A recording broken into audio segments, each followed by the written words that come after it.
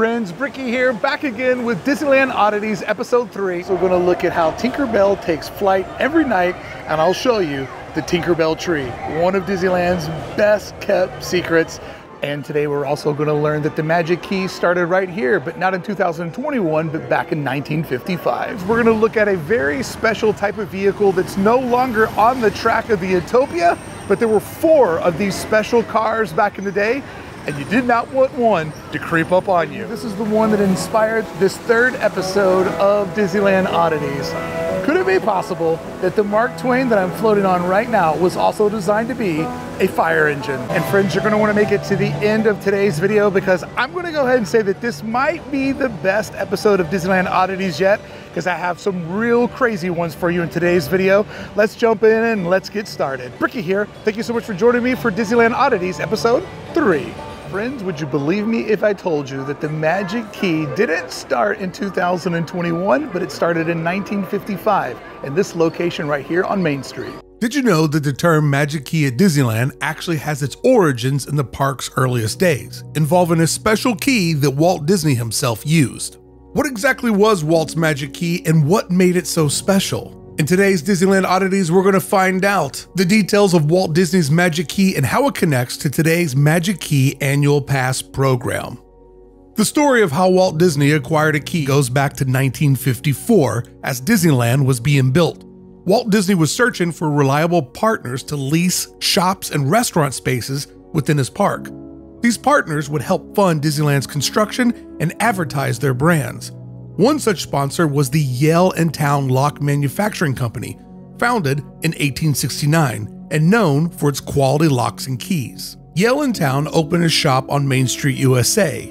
And I love even the lockers tucked away in a back corner of Disneyland have some sort of historical significance, with a key proudly displayed out front, just like one that people saw going down Main Street for its opening years. Inside, there was an exhibit called The Story of Locks that showcased the evolution of locks and keys. From ancient Egypt designs to medieval European locks, visitors could see artifacts like a Roman key found in the ruins of Pompeii and an iron chest from a pirate ship that required 3 separate keys to open, so there wouldn't be any mutiny.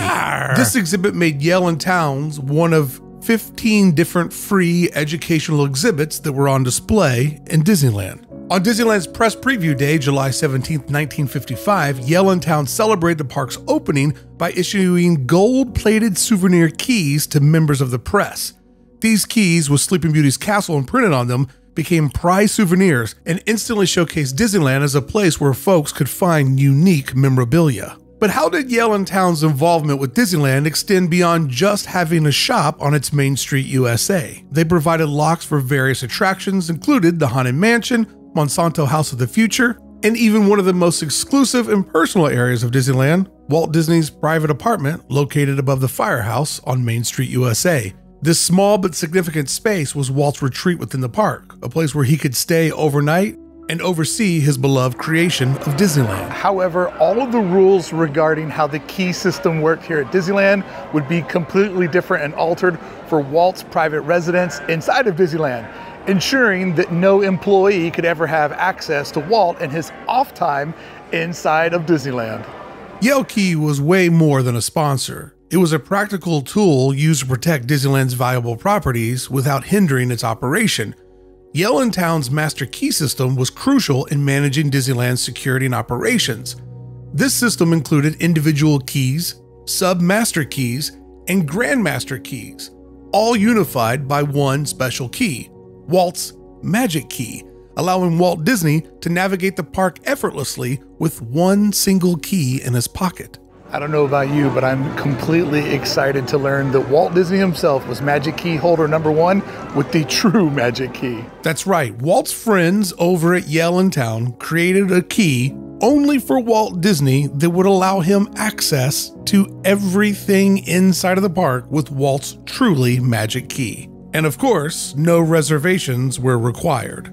The key to Walt's apartment was a part of the unique master key system designed by Yale and Town, allowing Walt's magical key to unlock not just any door in the park, but also Walt's special sanctuary. The apartment's Yale lock system was specially crafted to ensure maximum security and privacy. Only Walt and his secretary, Dorothy Wrigley, had access to this key. This meant while Disneyland's doors were open to the world, Walt's private space remained his alone, guarded by this extraordinary magic key. But what eventually happened to Yellentown's involvement at Disneyland? How did the concept of the magic key transition from Walt's master key to the modern annual pass program?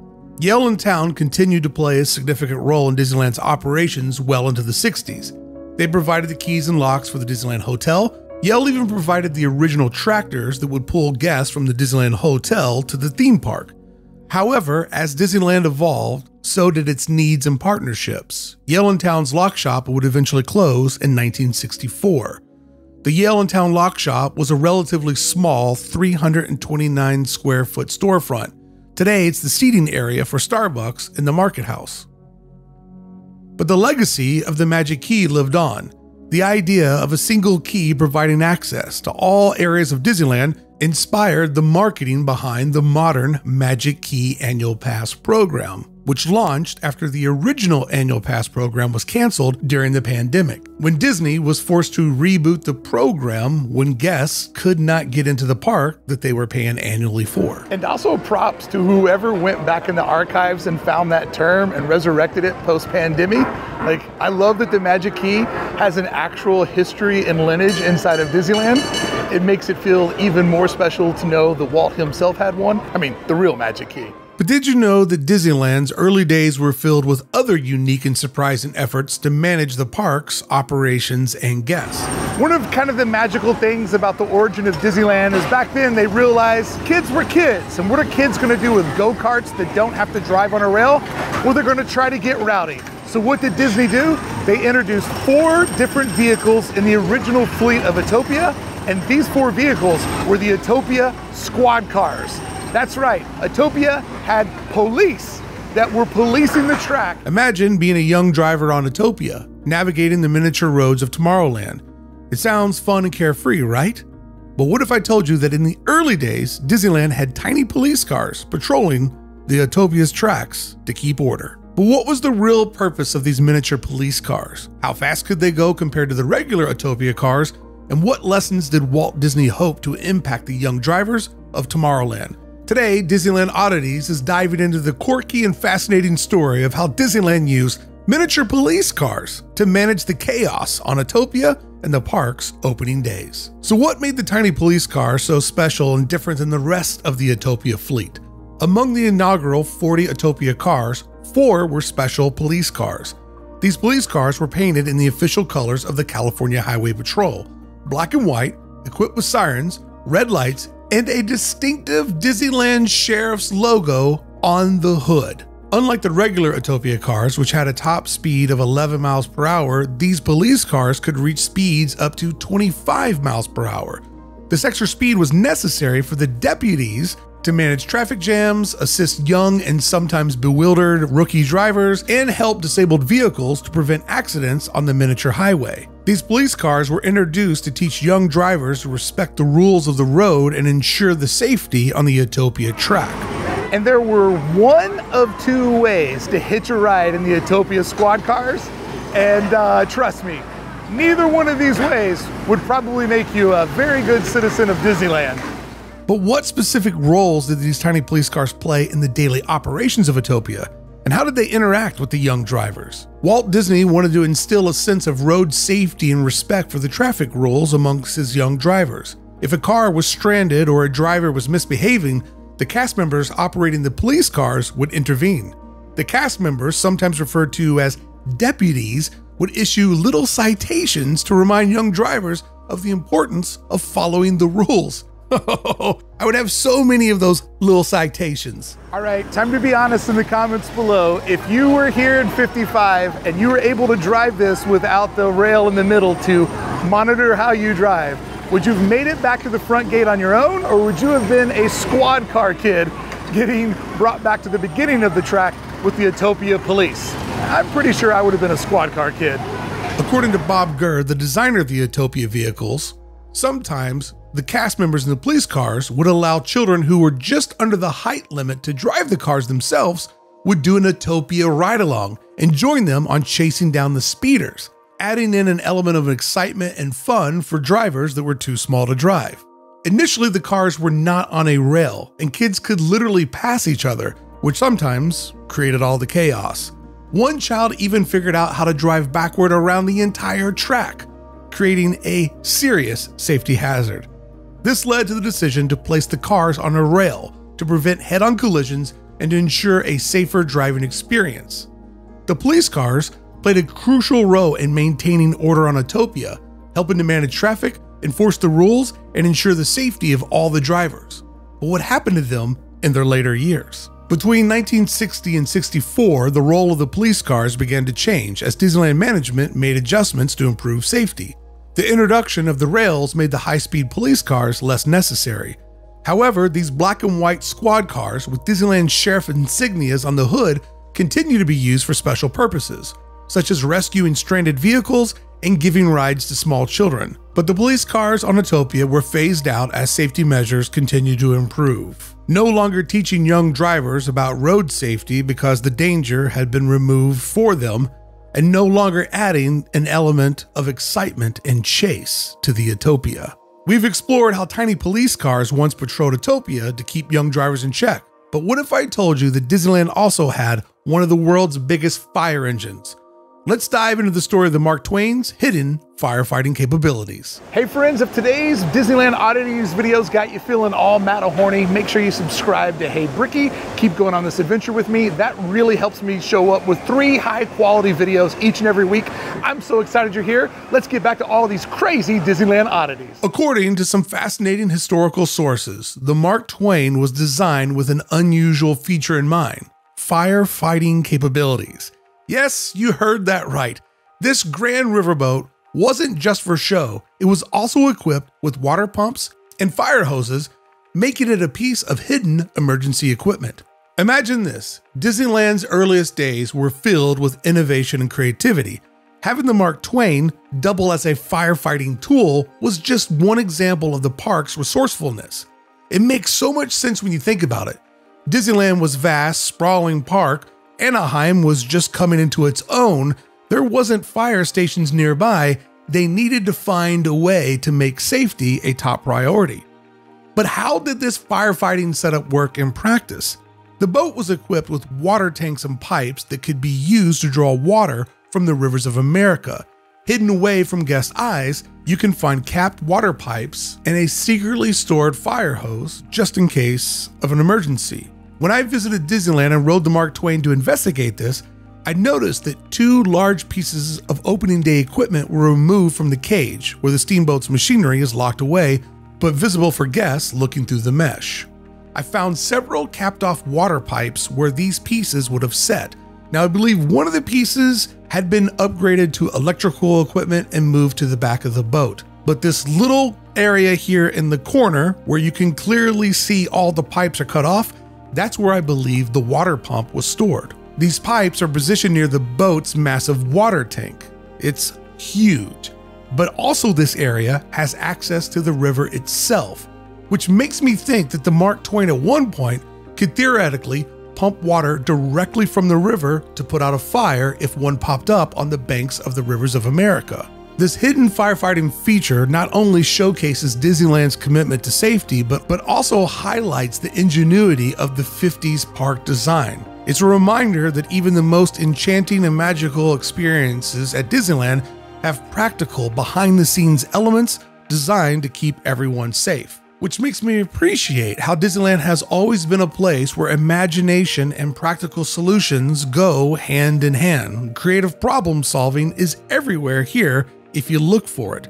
From secret firefighting measures to innovative attractions, the true magic of old school Disneyland was always found in its details. I know somebody out there is brilliant enough to figure out how to put all these pieces together where I can't, and that would be so amazing as a community to solve the mystery of the Mark Twain also being Disneyland's first fire engine. Well, first nautical fire engine. And that's exactly how the Disneyland Oddities series works. I see one sentence in a book that I'm reading for research on the channel, and if I feel like if it blows my mind, there's a good chance it'll blow your mind too. But the hidden magic of Disneyland doesn't stop here. Do you know what this hidden tree does once each night? Have you ever wondered about the secret magic behind Tinker Bell's flight across Disneyland's night sky? There's much more to discover about this kind of crazy Disney tradition that we're going to get into in today's Disneyland Oddities. In the summer of 1961, Walt was faced with the delightful dilemma. Guests frequently ask, "Where's Tinker Bell?" recognizing her as an essential part of the new theme park. After all, on the Disneyland TV show, viewers saw Tinker Bell welcome them to Disneyland on each episode. When they got there, they wondered, where is Tinker Bell? To solve this, Walt decided to have a real-life Tinker Bell fly over Sleeping Beauty Castle during the nightly fireworks display.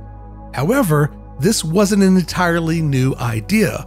On August 1st, 1958, 3 years earlier, at a special Disney night at the Hollywood Bowl in Los Angeles, Walt was enchanted by a spectacular 1,000-foot glide over the amphitheater performed by circus performer Tiny Klein, dressed as Tinker Bell. Tiny Klein, a remarkable performer, became Disneyland's first Tinker Bell in 1961.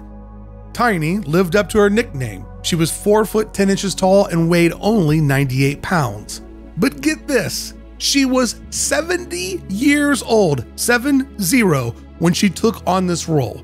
She had an extraordinary background as a circus performer, a burlesque dancer, and it made her the perfect daredevil to fly each night from the peak of the Matterhorn to Sleeping Beauty Castle. And she would continue to do this nightly for 3 years till the age of 73. Tiny Klein would pass away soon after retiring of her role of Tinker Bell. But this role was held by many other talented women, such as Mimi Zabrini, an Algerian circus acrobat, or Judy Kay, who started doing the role in '65 and performed it for over a decade.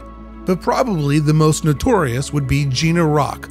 She became the longest flying Tinker Bell, performing the stunt for 21 years. Her background in trapeze and circus arts made her flights a blend of precision and grace. She even flew 2 seasons while being pregnant. So how exactly does this magic trick work? And how does the Tinker Bell tree play into all of this?